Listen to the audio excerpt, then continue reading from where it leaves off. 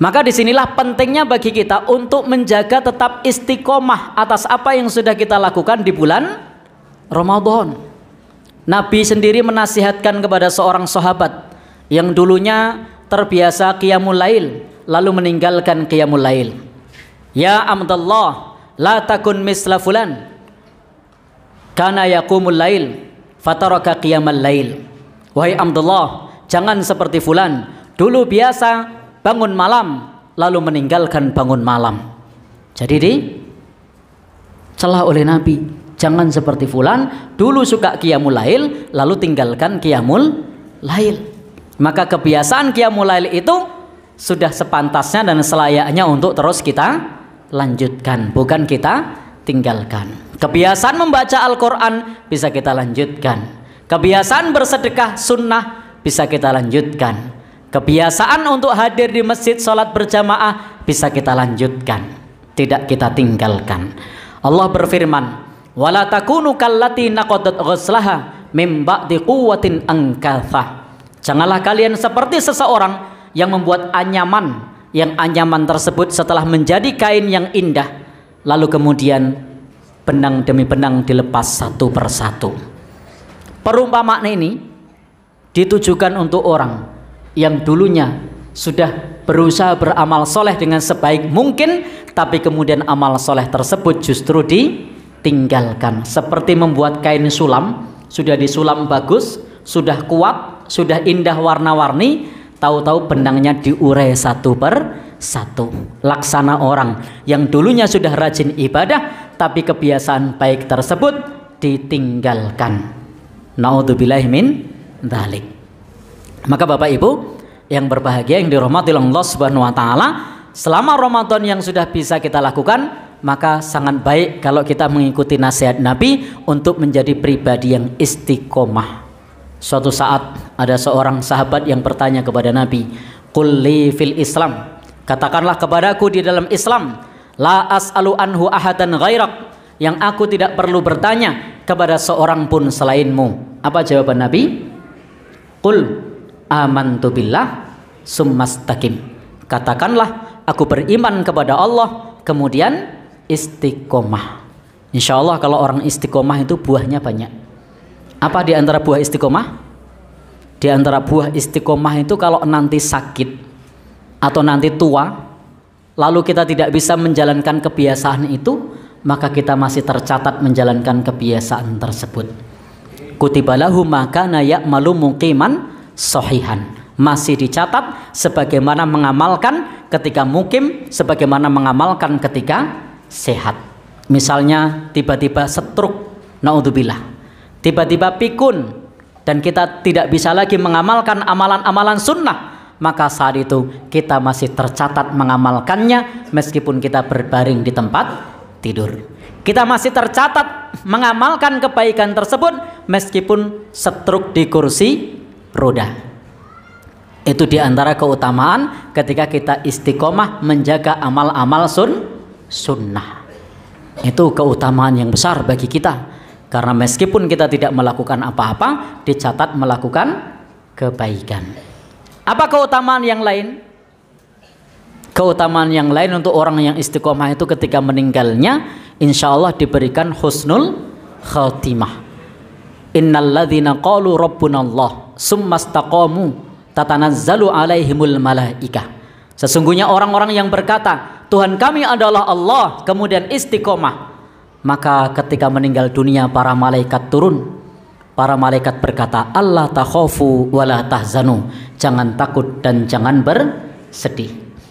Tidak hanya bilang begitu, malaikat memberi kabar gembira atas perintah Allah, wa absyiru bil jannatil lati kuntum tu'adun, berikan kabar gembira dengan surga yang dijanjikan. Maka orang yang istiqomah itu ketika meninggal dunia dalam keadaan tersenyum karena mendapat kabar gembira dengan surga yang dijanjikan. Nah, kalau tidak istiqomah, kalau kufur kepada Allah, apa kabar Al-Quran?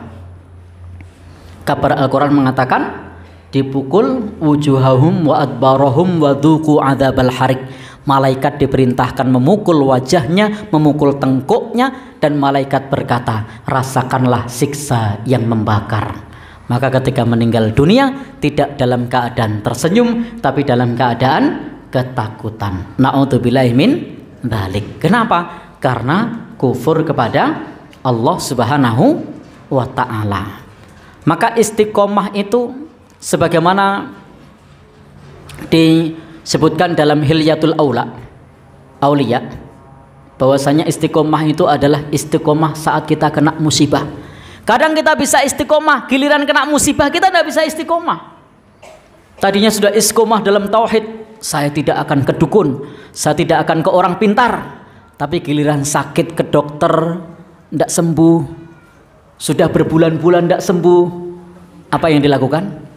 Coba-coba. Nah, siapa tahu sembuh, nanti taubat. Nah, begitu nyoba mati.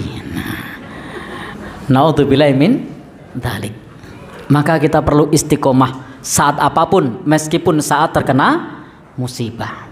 Kadang kita juga tidak bisa istiqomah ketika kita sibuk.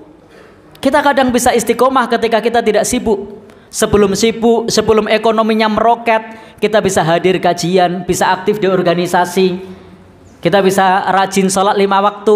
Begitu ekonominya meroket, bisnisnya di mana-mana, sudah mulai menghilang dari kajian, mulai menghilang dari persyarikatan. Ini aku orang nyindir lagi. Mulai menghilang dari masjid. Kenapa? Ujian saat sibuk.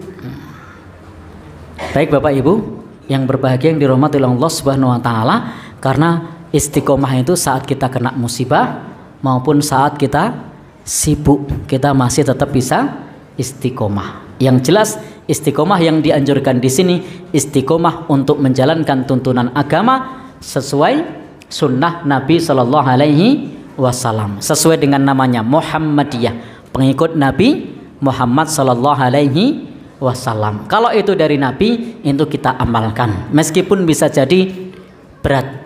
Contohnya apa? Puasa Syawal, 6 hari di bulan Syawal. Bagi kita yang tradisinya keluarga besarnya banyak, itu susah puasa Syawal. Ketemuan terah, ketemuan lagi, pertemuan saudara, susah apa mudah? Susah. Tapi karena pahalanya besar, itu sunnah Nabi, maka kita berusaha untuk meluangkan itu karena pahalanya besar. Man shoma ramadhana tsumma atba'ahu sittam min syawal kana kasyamit dahar. Barang siapa yang puasa Ramadan kemudian mengikutinya 6 hari di bulan Syawal, maka seperti puasa selama 1 tahun. Baik Bapak Ibu, bagaimana biar kita bisa istiqomah? Yang pertama, biar kita bisa istiqomah, yang pertama adalah kita harus bangun niat ikhlas. Ibadah ini lillahi subhanahu wa ta'ala. Karena kalau ibadah kita karena manusia, kalau manusia itu tidak ada, kita tidak bisa lagi istiqomah. Kalau kita rajin ibadah karena dioprak-oprak simbah, begitu simbah tidak ada, susah untuk istiqomah. Kalau kita rajin ibadah karena di pondok pesantren, begitu pulang dari pondok balas dendam. Gini apa betul? Ya, di pondok suka bangun pagi, baca Quran, di rumah tidur terus, makannya banyak, tidur terus, HP terus, karena di pondok tidak pernah pegang, dan seterusnya. Kenapa? Perlu tata hati, niat ikhlas lillahi subhanahu wa ta'ala. Kalau kita lakukan niat ikhlas karena Allah, insya Allah kita bisa istiqomah. Seperti kata Imam Malik, maka lillahi fahu abqa, apa yang karena Allah maka dia akan lebih kekal. Ibnu Taimiyah juga mengatakan bahwasanya sesuatu yang tidak karena Allah la yanfa'u wa la yadumu. Sesuatu yang tidak ikhlas karena Allah tidak bermanfaat dan tidak kekal. Maka kalau sesuatu itu ingin bermanfaat dan langgeng, ikhlas karena Allah. Maka apa tadi kata Imam Malik? Maka nalillahi fahuwa abqa. Apa yang karena Allah dia lebih kekal. Ibnu Taimiyah mengatakan apa yang karena Allah dia lebih bermanfaat dan lebih ajek, lebih bermanfaat. Tetapi yang tidak karena Allah tidak bermanfaat dan tidak ajek. Maka hendaknya kita karena Allah Subhanahu wa ta'ala. Sesuai firman-Nya, wa ma umiru illa liya'budullaha mukhlishina lahuddin. Kita diperintah untuk ikhlas karena Allah. Maka kalau di Muhammadiyah itu ada satu semboyan untuk berjuang ikhlas yang sangat terkenal, hidup-hidupilah Muhammadiyah, jangan mencari hidup di Muhammadiyah. Kalau masih pakai spirit itu artinya mencoba untuk menanamkan keikhlasan di dalam diri kita. Maka kadang saya sering mendengar para pimpinan itu memberi motivasi kepada guru honorer. Kalau gaji Anda itu 300.000 dan pantasnya digaji 3 juta, berarti Anda sudah sedekah 2.700.000 per bulan. Nah, gini apa buatan? Ya, itulah kalau kita ikhlas karena Allah. Maka salah satu yang membuat Muhammadiyah itu langgeng, itu salah satunya perjuangan orang-orang yang ikhlas. Coba kalau mereka itu tidak ikhlas dengan yang honorer seperti itu, apa yang dilakukan? Lungo. Nah, apalagi selain lungo, tinggal. Maka penting membangun keikhlasan. Yang kedua, lakukan semuanya dengan ilmu. Kadang kita tidak bisa istiqomah karena kita tidak tahu ilmunya. Pahami perintahnya. Kita pahami mana syariat, mana adat. Pahami mana akidah, mana ibadah. Pahami apa fadilahnya, apa keutamaannya, pahami bagaimana dosanya. Maka insya Allah kita bisa lebih istiqomah. Dan di dalam beramal, apalagi dalam hal agama, penting kita beramal berdasarkan kepada ilmu. Karena al ilmu qabla al qaul wal amal. Ilmu itu sebelum berbicara dan beramal soleh. Karena ibadah, akidah tanpa ilmu itu akan tertolak. Man amila amalan laisa alaihi amruna fahuwa raddun. Barang siapa beramal dengan suatu amalan yang tidak ada tuntunan dari agama ini, maka akan tertolak. Yang ketiga, apa yang ketiga? 1 ikhlas, 2 ilmu, 3 ikhlas sama dengan ridho Allah ya. Yang ketiga, apa yang bisa kita lakukan biar kita bisa istiqomah? Biar kita bisa istiqomah, yang ketiga, hendaknya kita berusaha untuk menerapkan ibadah sesuai dengan porsinya. Ibadah sesuai dengan porsinya. Innallaha farada faraidu fala tutayyi'uha. Allah mewajibkan kewajiban-kewajiban, jangan dilalaikan. Wa harramal hurumat fala tantahikuha. Dan Allah mengharamkan yang haram, jangan dilanggar.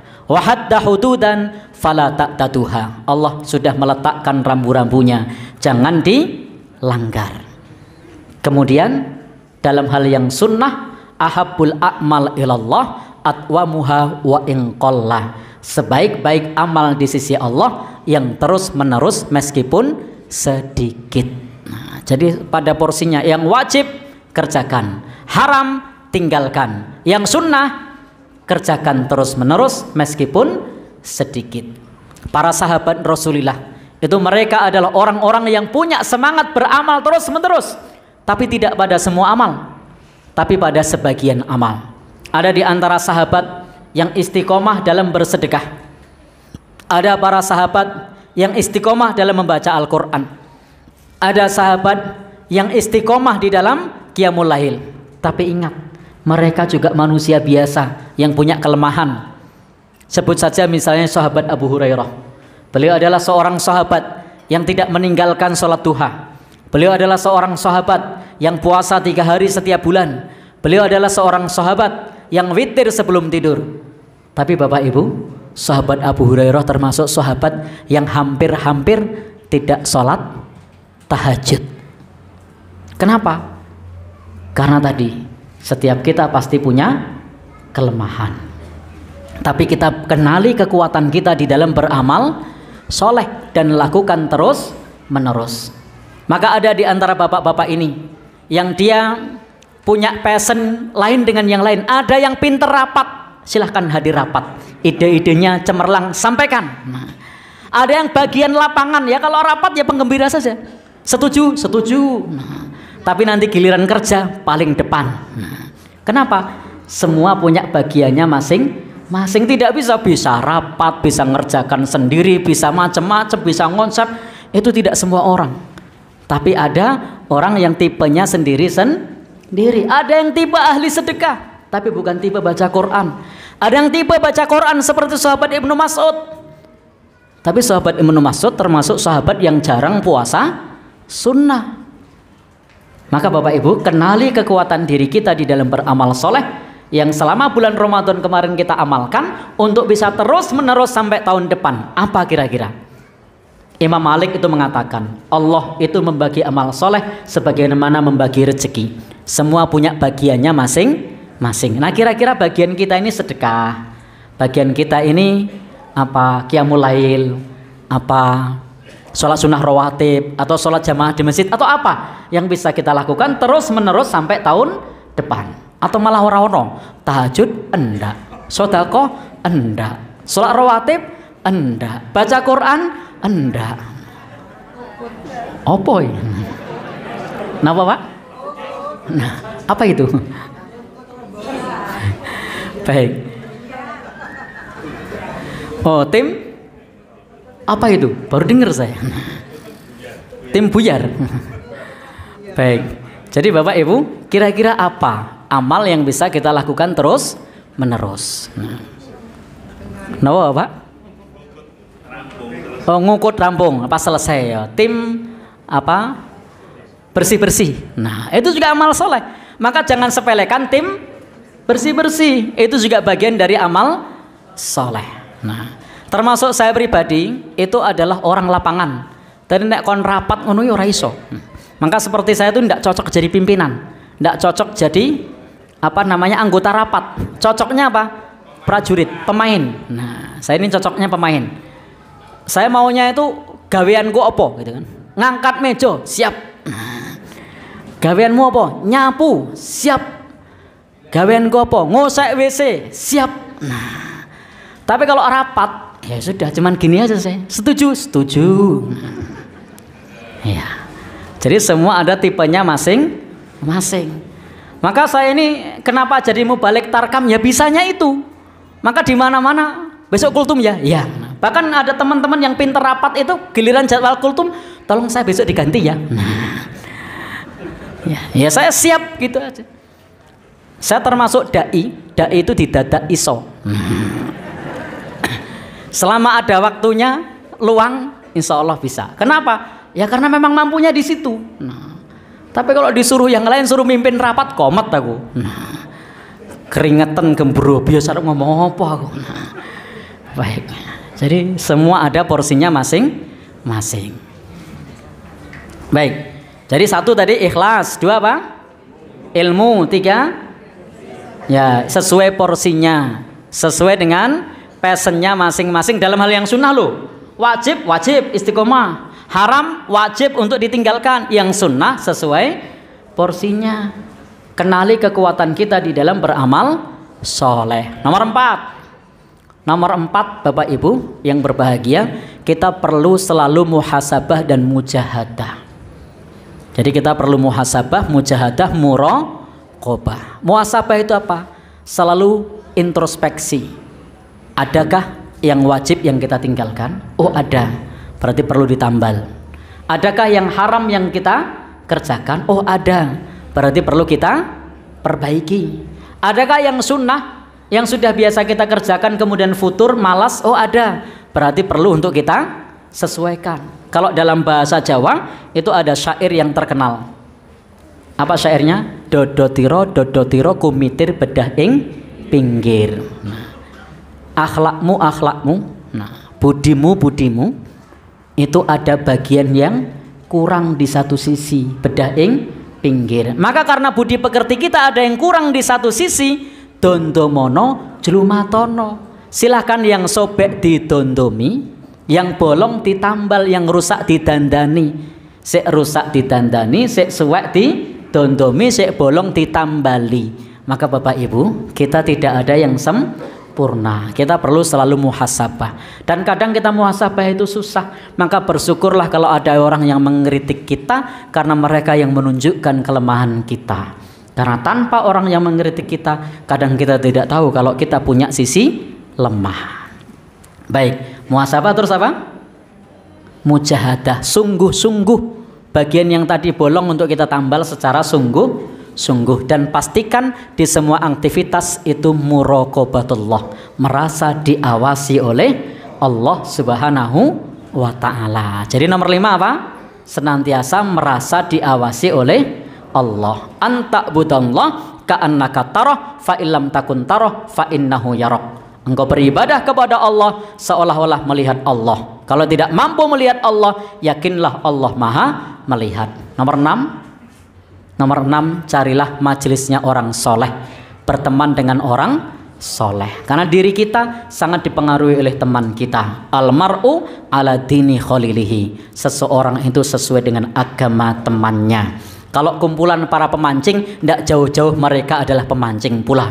Kalau kumpulan para anak motor, tidak jauh-jauh dia juga anak motor. Kalau kumpulan orang pengajian, tidak jauh-jauh mereka adalah orang yang suka pengajian. Kalau kumpulan orang yang jamaah sholat di masjid, tidak jauh-jauh mereka orang yang suka jamaah di masjid. Maka penting bergabung dengan majelisnya orang soleh agar membawa diri kita pengaruh positif, pengaruh yang baik. Karena al-arwah junudum mujannadah. Roh itu akan berkumpul dengan yang setipe. Jadi roh itu akan berkumpul dengan yang setipe. Beda tipe kita tidak bisa kumpul, tidak nyambung. Nah, maka harus setipe. Yang ketujuh, doa. Minta kepada Allah untuk istiqomah.